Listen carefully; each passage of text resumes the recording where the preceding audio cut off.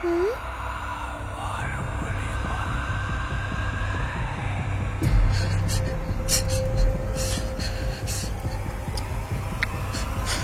মা, এদিকে আয়।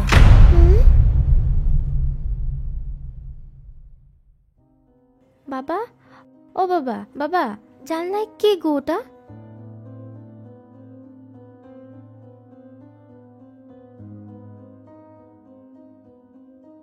কই, কেউ নেই তো মা? আছে তো। ভূত তোমার কিছু করতে পারবে না ভীষণ কাকু। তুই কি করে জানলি মা? আমি জানি। আমাকে কি বাচ্চা পেয়েছো তোমরা? তুই তো বাচ্চাই। হাট, আমি মোটেই বাচ্চা নই, তোমরাই বাচ্চা।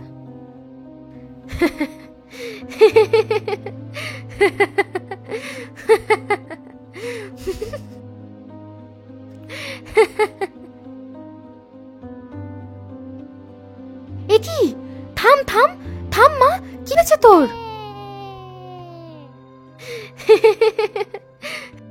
আমাকে তুমি তুলতেই পারবে না, দেখেছো কত বড় বড় পা আমার। চমকে উঠলাম। গুড্ডি কি খেলার নাম করে পাশের ঘর থেকে বিশ্বনাথের অভিজ্ঞতার কথা শুনে নিয়েছে, নাকি ভূত প্রেতের আলোচনায় তার গায়ে হাওয়া বাতাস লেগে গেল? বাচ্চাদের নরম মনে এসব খারাপ প্রভাব ফেলে তাই নয়, চট করে টেনে নেয়। গুড্ডির মুখ দিয়ে অশরীরী মেয়েটার কথা বলছে না তো? এখানে থাকা নিরাপদ হবে না দেখছি। গুড্ডি চল, বাড়ি চল মা, চলে যাই আমরা।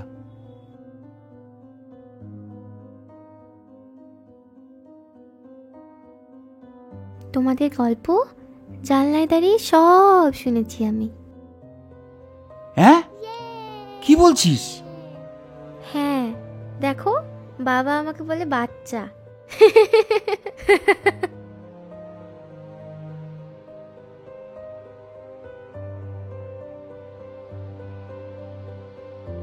ছাড়ো ছাড়ো বলছি আমাকে, আমি বলছি তো আমি বাড়ি যাব না। আমি জোর করে কোলে তুলে নিতেই গুড্ডি হঠাৎ করে শান্ত হয়ে গেল। ছটফট করা দূরে থাক, নড়ছেই না, একেবারে কাঠ। আর এ নিয়ে কথা না বাড়িয়ে তাড়াতাড়ি বিশ্বনাথের কাছে বিদায় নিয়ে বেরিয়ে পড়লাম। রিক্সা ধরে চলে এলাম বাড়িতে।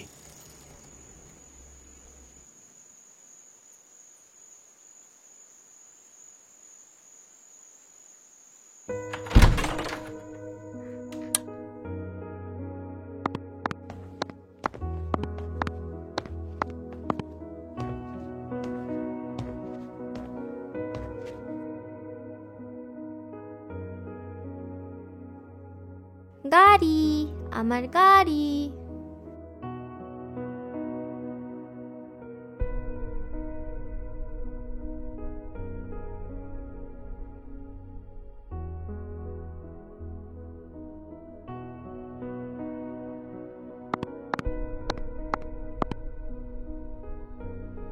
এই সেই গাড়ি, চল হাত পা ধুবি, চল, এক্ষুনি তো বাইরে থেকে এসেছিস।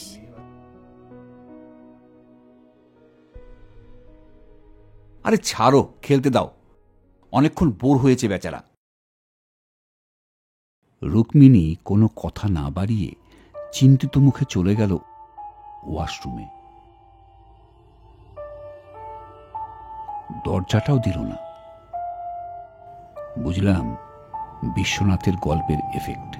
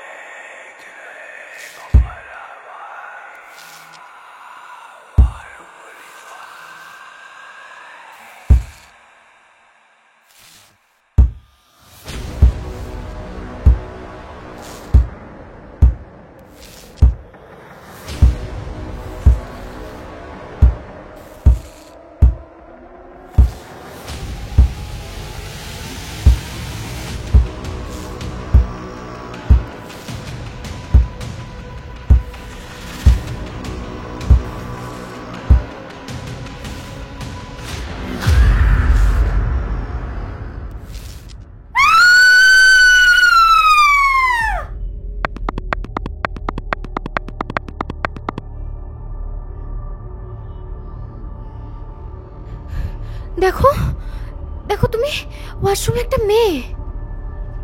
তুমিও দেখেছো? হ্যাঁ, দেওয়ালে ঠেস দিয়ে দাঁড়িয়ে আছে, মাথার পিছন থেকে রক্ত গড়াচ্ছে। আমি আর এই বাড়িতে এক মুহূর্ত থাকবো না। আজ না গেলেই হতো গো বিশ্বনাথদার বাড়িতে। ওই ওই গ্যাংটকে মরে যাওয়া মেয়েটা এখানে চলে এসেছে। আরে দাঁড়াও দাঁড়াও, ভেঙে পড়ো না। রুক্মিণীকে সরিয়ে ভয়ে ভয়ে এগিয়ে গিয়ে ওয়াশরুমের গেট ঠেলে থ হয়ে গেলাম। কেউ নেই। দেয়ালে রক্তের দাগ থাকার কথা, তাও নেই।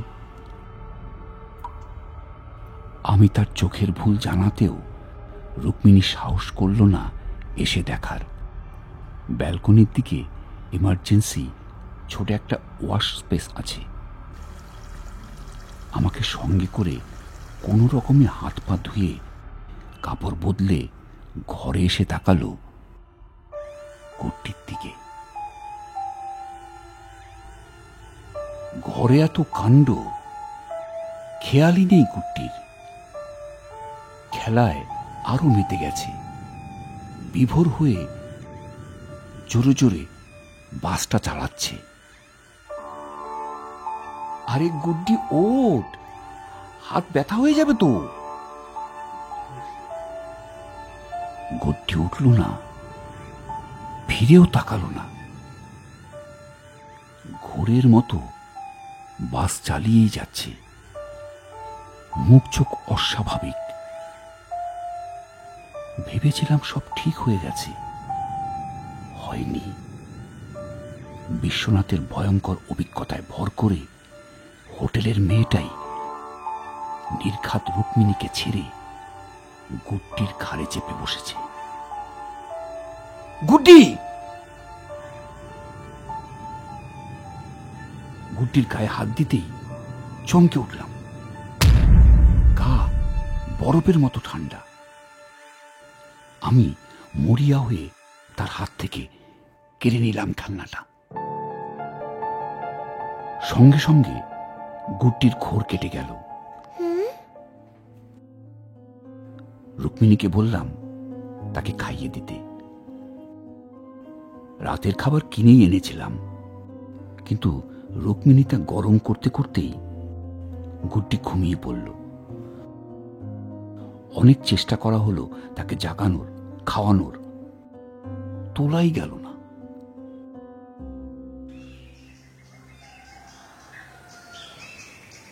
পরের দিন বেলা করে ঘুম ভাঙল গুড্ডির। রাতেই তার টেম্পারেচার নর্মাল হয়ে গেছিল। সারা রাত প্রায় না ঘুমিয়ে কেটেছে আমাদের। ভয়ে রুক্মিণী থেকে থেকে বলছিল কালই যেন বাড়ি বদলাই আমি। কিন্তু সকাল হতেই একটু ধাতস্থ হলো সে। গুড্ডিও খাওয়ার জন্য বায়না জুড়ল। রুক্মিণী তাকে গরম জামা পরিয়ে খাইয়ে দিতেই সব জড়তা কেটে গেল তার। ছুটে ছুটে বেড়াতে লাগলো সারা বাড়ি, সমানে কল কল করছে, আর খেলনার কাছে ঘেঁষছে না। এখনই ওটাকে বিদায় করা দরকার। আমি উঠে পড়লাম চেয়ার থেকে।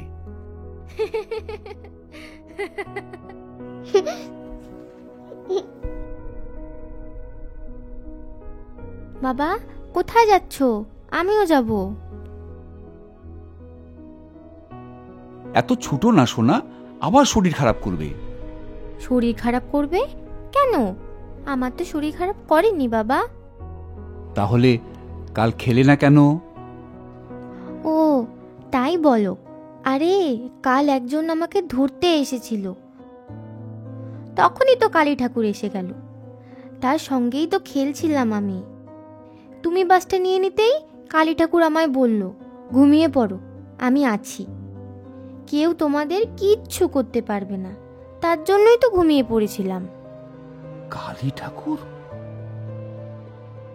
সেই যে আমরা গেছিলাম না দেখতে, ওই যে ব্রিজের কাছে বিরাট বড় কালী ঠাকুর।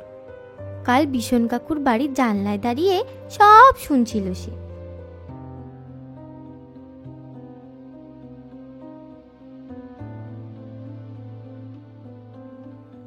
তো আমাকে বললেন, তোমার কাকুকে বলে দাও আমি আছি, কেউ তোমাদের কিছু করতে পারবে না।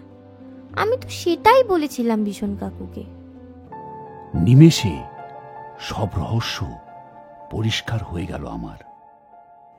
গ্যাংটকে যে মেয়েটা ক্ষতি করতে এসেছিল বিশ্বনাথের, সে কাল আমাদের পিছু পিছু এসে গুড্ডিকেও ধরতে চেয়েছিল। মা কালী বাঁচিয়েছেন।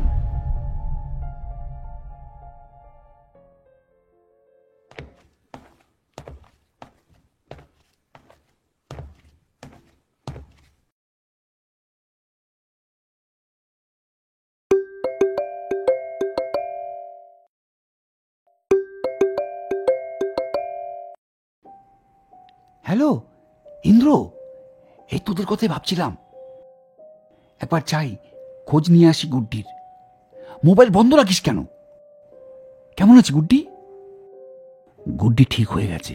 শোন, গ্যাংটকে তুই যাকে দেখে ভয় পেয়েছিলি, ভেবেছিলি মেয়েটা, সে নয়, বরং তার থেকে তোকে বাঁচাতে যিনি এসেছিলেন তিনি স্বয়ং মা কালী। মা কালী? বড় বড় পা দেখেছিলি তোকে বাঁচাতে তোর বিছানা ঘিরে পাক খাচ্ছিল।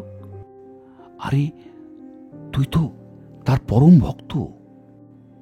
সেদিনই আবার মায়ের দর্শন করেছিলি। মা তাই নিজে চলে গেছিলেন তোকে বাঁচাতে। কাল জানিস গুড্ডিকেও উনি বাঁচিয়েছেন। জয় মা! সত্যি জাগ্রত মা। এমনি এমনি মিলিটারিরা পাহাড়ে ওঠার আগে মাকে পুজো দিয়ে যায়। এবার থেকে আমিও তাই করব। আমাদের ভিডিওগুলো যদি আপনাদের ভালো লেগে থাকে অবশ্যই চ্যানেলটিকে সাবস্ক্রাইব করবেন, লাইক, কমেন্ট এবং শেয়ার করবেন। আর হ্যাঁ, পাশে থাকা বেল বাটনটিকে প্রেস করতেও ভুলবেন না। তাহলে আমরা আপনাদের জন্য নিয়ে আসা ভিডিওগুলোকে সঠিক সময়ে আপনাদের কাছে পৌঁছে দিতে পারব। দেখা হচ্ছে নতুন কোনো ভিডিওতে। ধন্যবাদ।